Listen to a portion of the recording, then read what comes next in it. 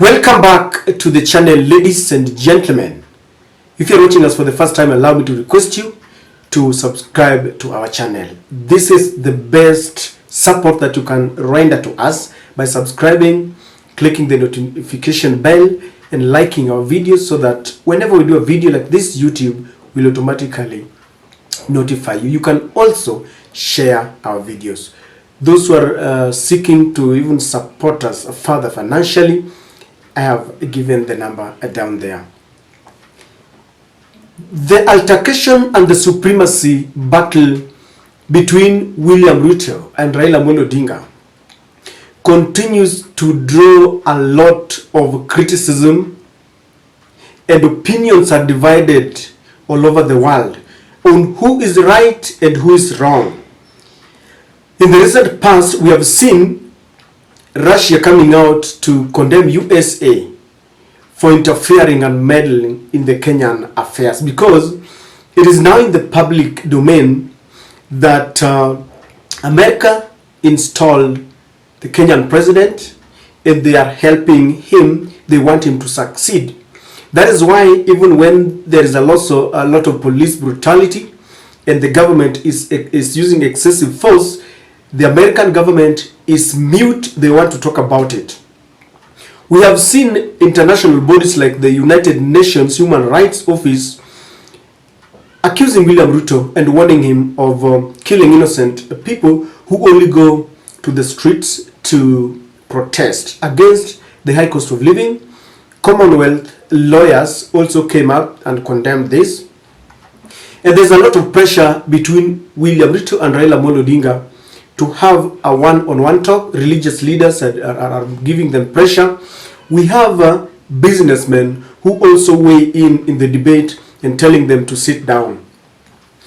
In Africa, we've had accusations that Yoweri Kaguta Museveni, the president of Uganda, could be aiding William Ruto with weapons to help rain terror on Azimio supporters and Azimio leaders.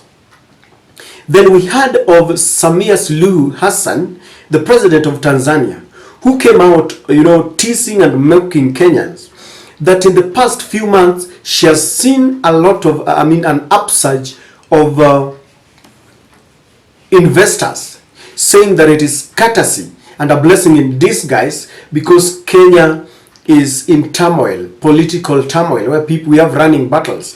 And she says that no investor would love to invest in such a place. And of course, we've seen international reports that corroborate those facts, that experts, investors are fleeing Kenya because of among other factors, the political confrontation between the opposition and the government, and the high taxes, the cost of production. And of course, we've been told that the government rejected Suluhu apparently when she came to try and become an arbiter between the two parties.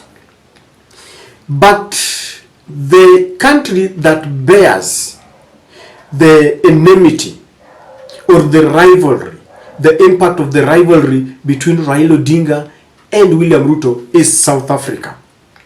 In South Africa, the government and the opposition are sharply divided over what is happening.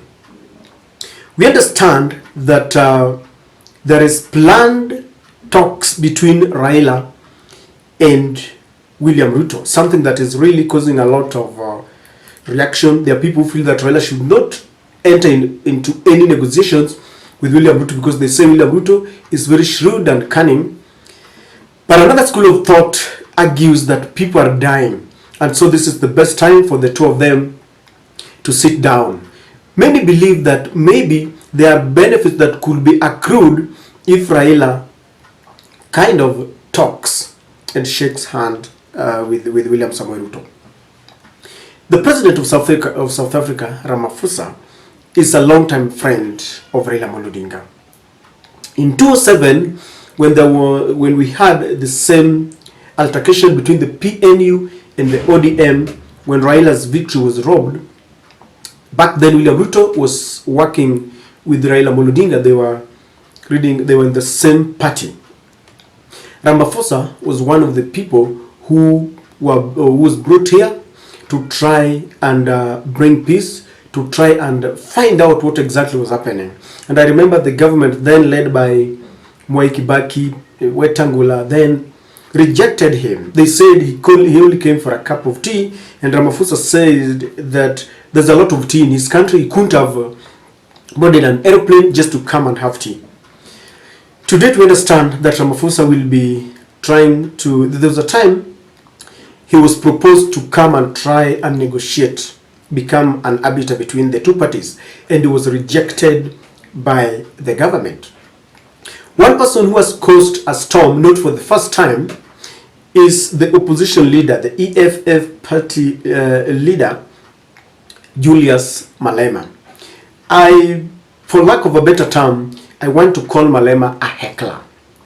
Malema is an orator and is a man who, among the opposition leaders in Africa, he stands tall because of his courage.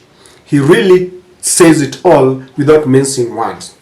But I find him very unfair many a times to Raila Odinga, because he likes meddling in our affairs. If there is something that we have continued to criticize, is the meddling in others' affairs. You don't poke your nose into people's affairs, especially when you don't understand what is happening. Malema gave a speech warning Raila that he will not allow Raila to cause mayhem and havoc in Kenya. Malema is a South African, and I don't understand where he gets the guts of telling Raila that he will not allow him. Because he was weighing in the debate about the recent happenings when people went to the street and the government unleashed terror and police brutality on innocent demonstrators. Listen to what Malema is saying. Comrades, we want to make a call in Kenya, especially to Comrade Raila Odinga. Stop doing what you are doing. Do not disrupt Kenya. We need peace in Kenya. The President, William Ruto, was democratically elected in Kenya. I will not allow you to use the people of Kenya to destabilize the peace of Kenya.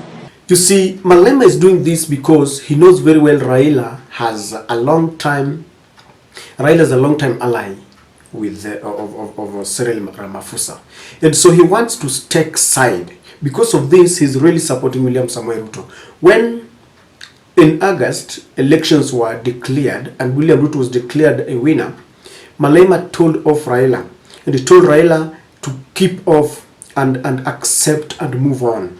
A narrative that the Azimio supporters would not want to hear, because anytime in Kenya you've been robbed of your victory, you'll be told accept and move on. Malema should concentrate on the affairs of South Africa. I believe that Africa have got the same problems but unique to themselves. You will talk of corruption, diseases, you talk of ignorance, poverty, hunger, impact of climate change, but they're very unique to each country. And I think Malema has got enough problems in South Africa to deal with, rather than shouting on top of his voice, telling Raila not to cause havoc. He does not know that this is really painful to the parents who lost their lives, their children, and the families who lost their lives, courtesy of the police brutality that was unleashed by William Ruto. The idea of going to the streets was brought about because the government decided not to listen to the people who had given their unequivocal voice that they didn't want these punitive taxes. And instead of the government listening to them, they were ignored. And so Malema must understand that there's a reason why people went to the street. He must also understand that in our constitution, the freedom of picketing is allowed. And so he should pause and ask, when people go to the streets, who begins the war, the battle between the police and the wananchi? It is the police who have been recorded removing people even from their houses and beating them mercilessly.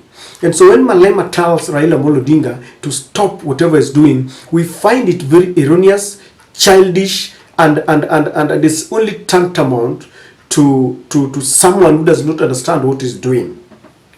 If he's got a problem with Ramaphosa, let them have their differences in South Africa. Let Kenya deal with its problems. This kind of meddling in other people's affairs is very synonymous with our president, and it seems now that birds of the same feathers flock together.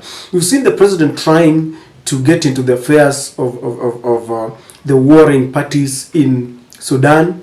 Recently, he talked about the coup in Niger.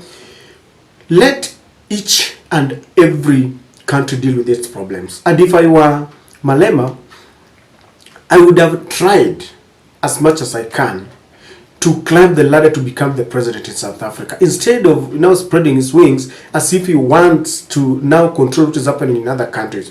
Malema wants to pretend that he's a Pan-Africanist. Pan-Africanism deals with the problems of Africans. He does not seem to understand that whatever we are suffering from is as a result of the West.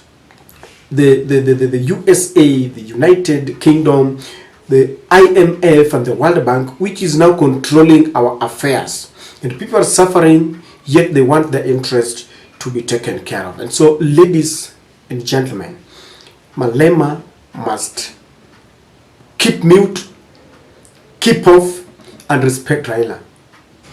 He's still in his adolescent political stage.